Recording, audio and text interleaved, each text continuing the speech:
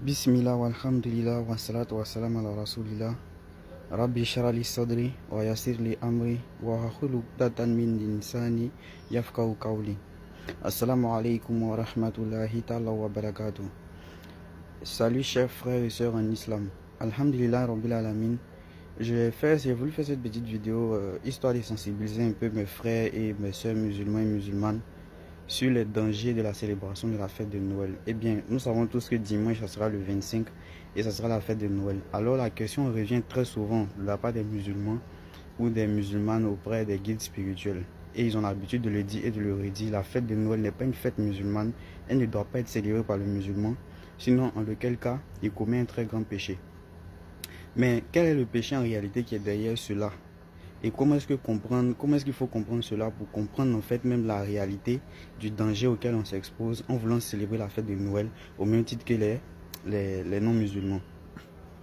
Bien, pour faire court, on va essayer de relater un peu l'histoire de façon un peu simple.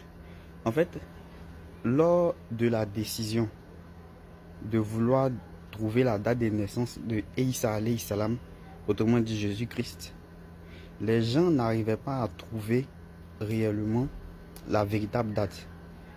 Nous savons tous que dans le verset de Luc 2, dans le chapitre de Luc 2 au verset 8, on nous fait savoir que pendant la nuit ou bien la période dans laquelle Jésus est né, les Juifs étaient en train de faire sortir les moutons pour les faire promener durant la nuit. Or, il est dit aussi dans ce chapitre-là que les Juifs n'avaient pas pour habitude de faire cela durant l'hiver. Alors il est totalement impossible que Jésus soit né durant une période d'hiver, autrement dit dans la période de décembre jusqu'à janvier. Mais nous ne savons pas comment est-ce qu'ils se sont arrangés, mais les pères de l'église catholique ont décidé de vouloir attribuer le 6 janvier à la date de naissance de Jésus. C'est-à-dire ils ont décidé sur un conseil, sur un coup de tête, la date de naissance de Jésus devait être le 6 janvier. Et ils ont commencé à célébrer la fête de la naissance de Jésus, Isa alayhi salam, de chaque 6 janvier. Mais malheureusement, qu'est-ce qu'ils ont constaté? Ils ont constaté que les gens n'adhéraient pas. C'est-à-dire le 6 janvier, là, quand les gars célébraient la fête, les chrétiens en particulier, les gens n'étaient pas nombreux à adhérer à cette fête-là. Alors, qu'est-ce qui s'est passé? Il y avait une fête qui était déjà en place le 25 décembre, qui était la fête de la déesse Mitra. La déesse Mitra, c'est la déesse du soleil dans la mythologie grecque, qui était célébrée durant chaque 25 décembre pour lui vouer un culte. Et dans la tradition égyptienne, on appelle ce dieu-là pas Mitra mais Amon-Ra. Amon-Ra, qui est le dieu du soleil. Donc voilà un peu la célébration dans laquelle ça donnait, le peuple grec ou encore le peuple égyptien à cette époque-là. Il faisait une vénération du dieu soleil.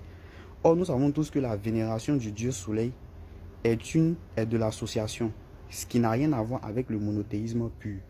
Donc on est tous d'accord sur ce principe-là que nous sommes en train de faire de l'association. Autrement dit, en arabe, on appelle le shirk. Donc lorsque vous adhérez à la fête de Noël, vous êtes en train de dire que vous êtes d'accord pour célébrer la naissance de Jésus et Isa alayhi salam. Autrement dit, puisque pour les chrétiens, Jésus-Christ est Dieu pour certains et fils de Dieu pour d'autres, or nous savons tous que nous, en tant que musulmans, dans les deux derniers versets de la Sourate Al-Ikhlas, Lam yalid wa lam yulad wa lam yakun lahu kufuwan ahad.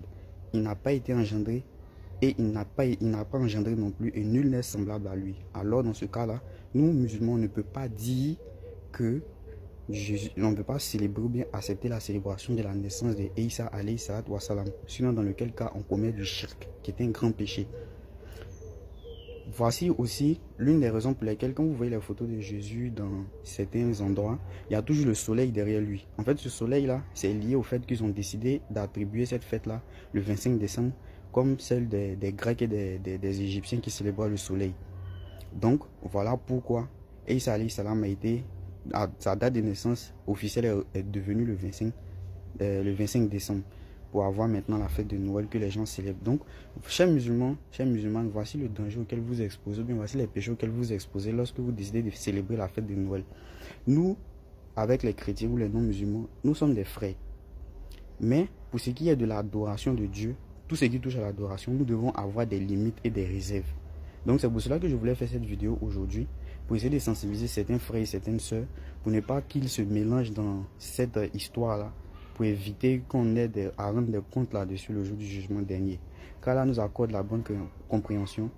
Sur ce, salam alaikum wa rahmatullahi ta'ala wa barakatuh.